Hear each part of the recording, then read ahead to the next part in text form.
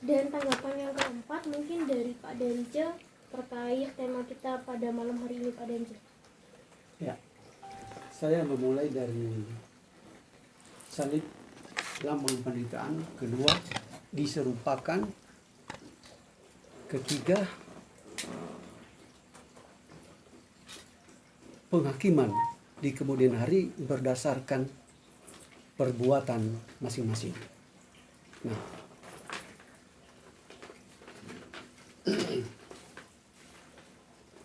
Bismillahirrahmanirrahim.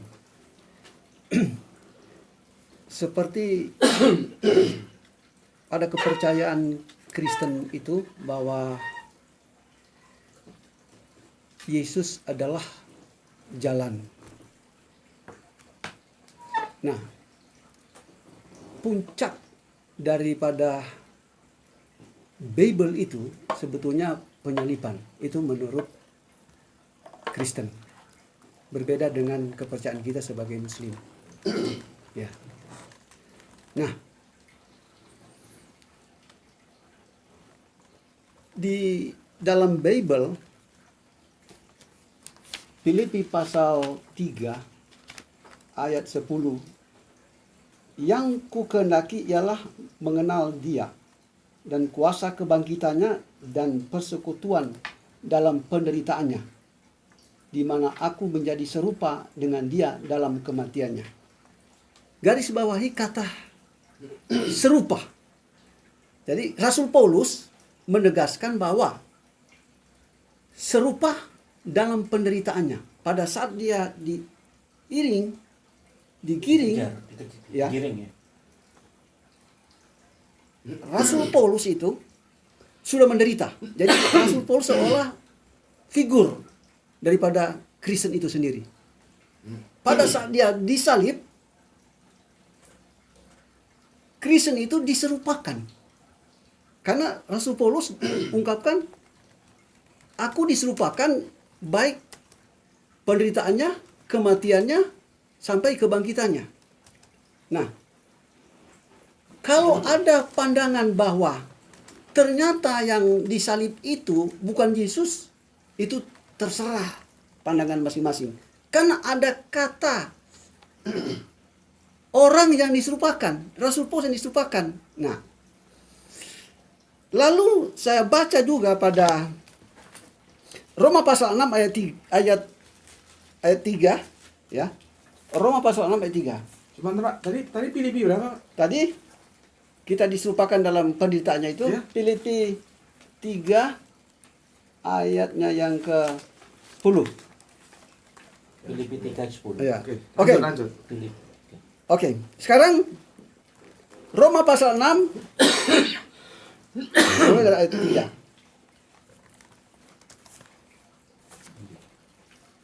Ya.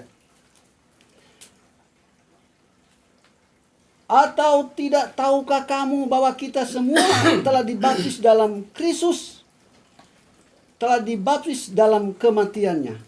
Ya, berarti kita telah disekutukan dalam kematiannya. Lalu di sini ada kata pembaptisan. Pembaptisan itu adalah jalan pengampunan dosa berdasarkan perkataan Rasul Petrus pada Kisah Pertama. Kita lanjut pada ayatnya ke-6. Karena kita tahu bahwa manusia lama kita telah turut disalibkan, supaya tubuh dosa kita hilang kuasanya. Jangan kita menghambakan diri lagi kepada dosa. Ayat 7. Sebab siapa yang telah mati, ia telah bebas dari dosa.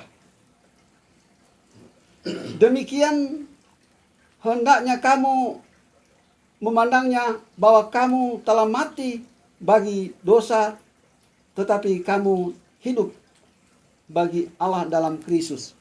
Saya simpulkan ayat tadi gini. Yesus itu salib dan mati di Bukit Golgota. Itu berdasarkan Bible, ya, berdasarkan Bible. Lalu sepanjang zaman Kristen itu sebetulnya memikul salib. Salib lambang penderitaan. Di balik penderitaan ada pengampunan dosa. Itu dirintis oleh Yesus Kristus. Apakah kita disalibkan di sana? Tidak. Tetapi kita disekutukan dalam penderitaannya. Ya. Nah, penderitaannya begini. Ketika engkau melakukan dosa, engkau akan masuk penjara. Engkau meminta pengampunan kepada Allah. Disitulah proses pengampunan dosa. Ketika engkau melakukan dosa karena penyaliban, karena pengampunan dosa, karena ada dosa manusia termasuk kita. Ketika kita melakukan dosa, maka sakit penyakit menimpa kita.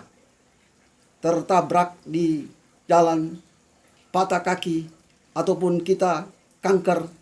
Sejak saat itu kita meminta pengampunan. Disitulah proses. Penderitaan itu adalah salib.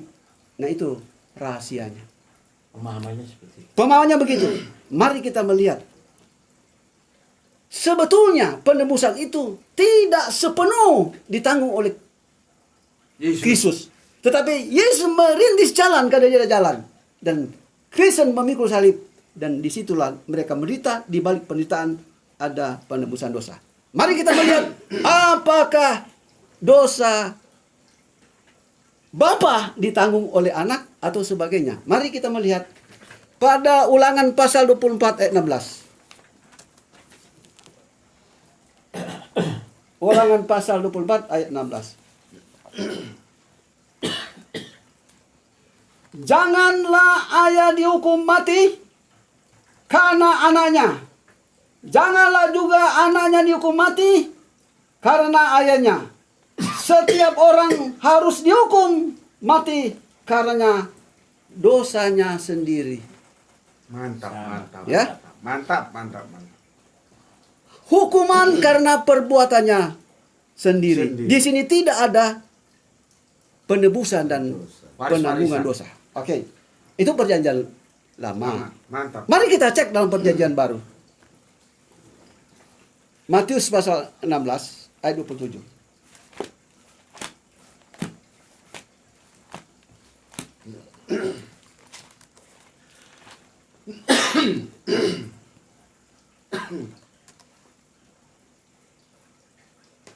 Sebab anak manusia akan datang dalam kemuliaannya. Ya, saya baca sini. Supaya kelihatan di sana. Matius pasal 16 ayat 27. Sebab anak manusia akan datang dalam kemuliaan Bapanya diiringi malaikat-malaikatnya. Pada waktu itu ia akan membalas setiap orang menurut perbuatannya. Mantap, Jadi ini mantap. penghukuman sesuai dengan perbuatan masing-masing. Mantap, mantap. Jadi tidak Ya. ada penebusan. Mungkin ada pertanyaan, apakah terkait dengan peristiwa di Bukit Golgota? Kita jawab masing-masing. Tetapi saya teruskan dulu. Siap, siap. Silakan. Wahyu pasal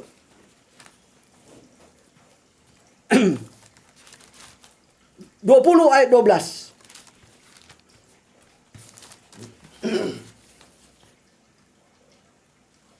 Dan aku melihat orang mati besar dan kecil berdiri di depan tahta itu.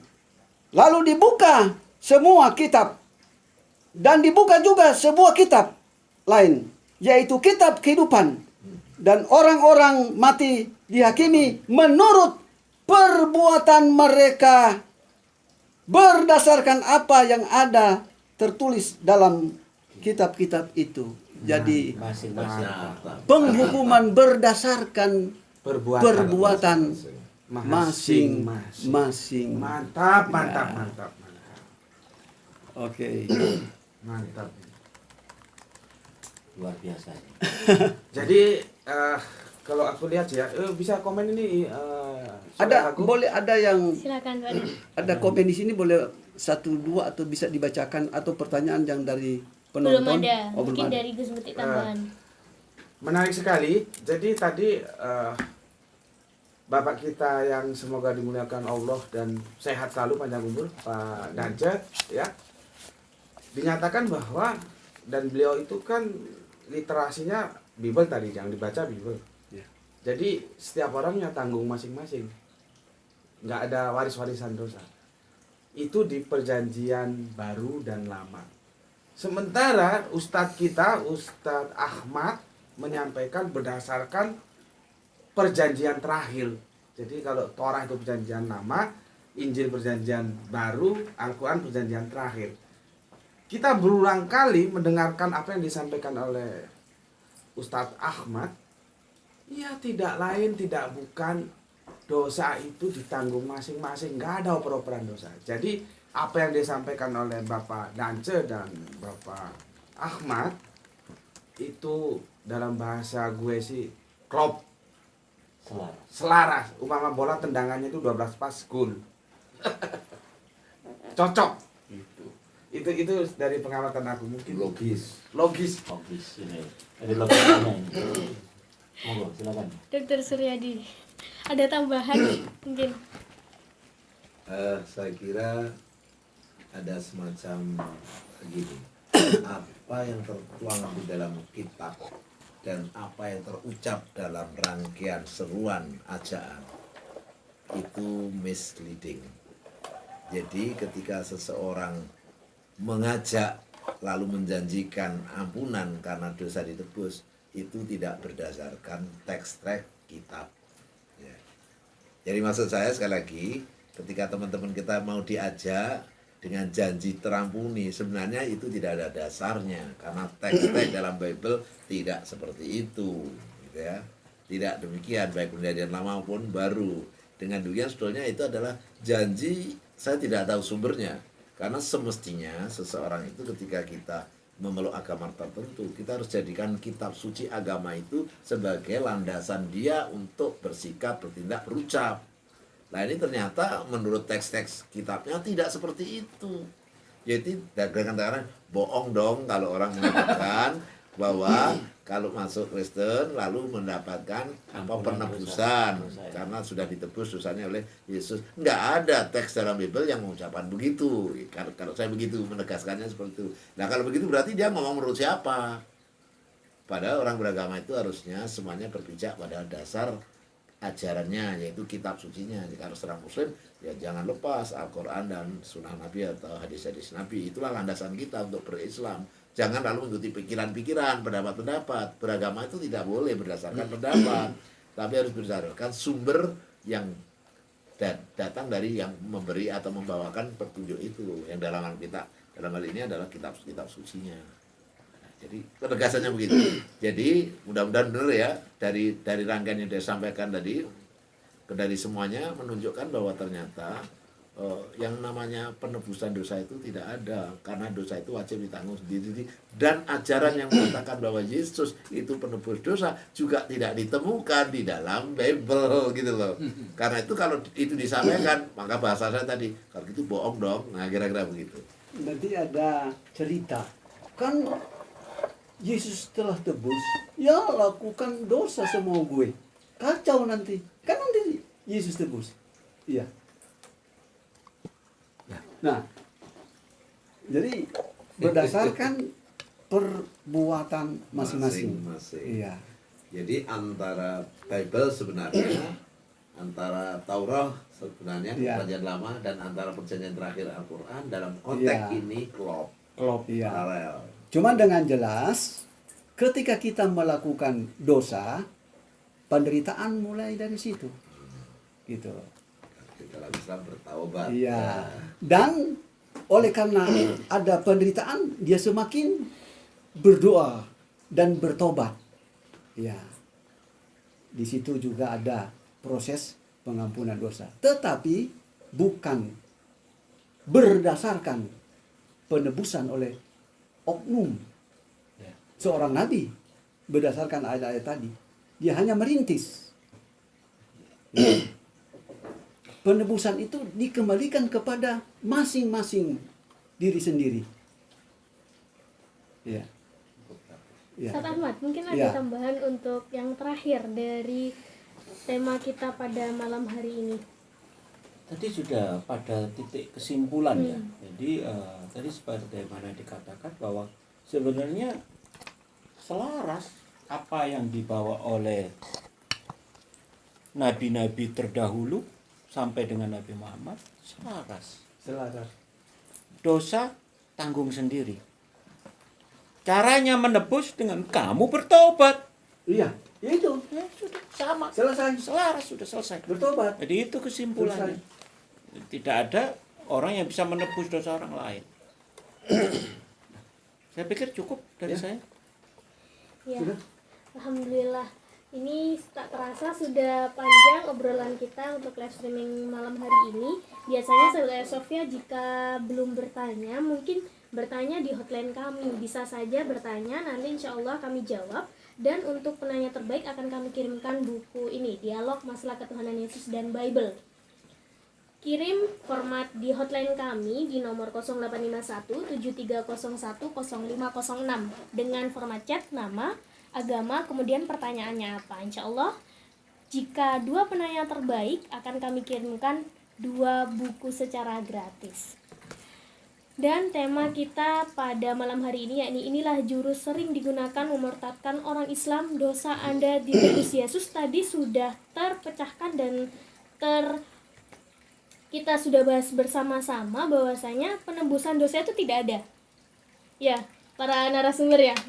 Saya izin untuk menambahi, penembusan dosa itu tidak ada. Dan pun di dalam ajaran Bible tidak ada menyebutkan Yesus akan menebus dosa. Itu tidak ditemukan di dalam Bible. Nah, ketika orang Kristen membuat tagline, ayo masuk Kristen, karena dosa kamu akan ditebus oleh Yesus.